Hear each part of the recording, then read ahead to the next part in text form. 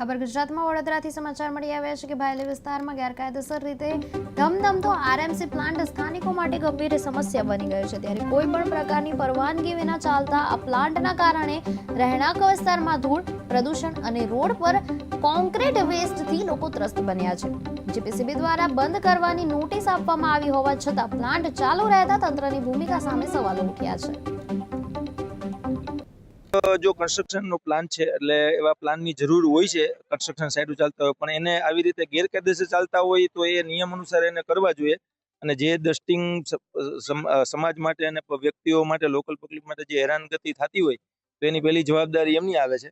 પછી બીજી જવાબદારી એને કાયદેસર રીતે કરવું એ જવાબદારી આવે। પછી જો એ કાયદેસર રીતે ન પાલન કરતા હોય એના નિયમનું તો પછી સરકારને એની ઉપર એવી કાર્યવાહી કરવી જોઈએ કે જેથી કરીને પબ્લિકના હિત માટે આ પ્લાન્ટ વ્યવસ્થિત જેવી જગ્યાએ એને વ્યવસ્થિત રીતે કરે। અમારા કચેરી દ્વારા એ ઇન્સ્પેક્શન કરવામાં આવેલું છે।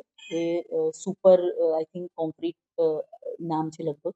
અને અમારી પ્રોસિજર મુજબ સામાન્ય સંજોગોમાં કોઈ પણ ઇન્ડસ્ટ્રીનું કે કોઈ પણ આવી એક્ટિવિટી હોય એનું ઇન્સ્પેક્શન કરવામાં આવે ત્યારે અમે એમને જે પણ અમને નોન કમ્પ્લાયન્સ ઓબ્ઝર્વ થાય એનું અમે લેખિતમાં સૂચના એ લોકોને ત્યાં ઇન્સ્પેક્શન સમય જ આપતા હોઈએ છીએ, ઓલરેડી એ લોકોને આપી દીધી છે।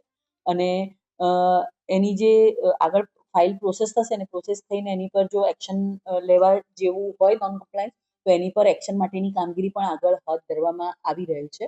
અને અમે અત્રેની કચેરી દ્વારા આ જ નહીં પણ અત્યારે હાલમાં જે વિન્ટર સિઝનમાં જે એર પોલ્યુશનની જે બાબત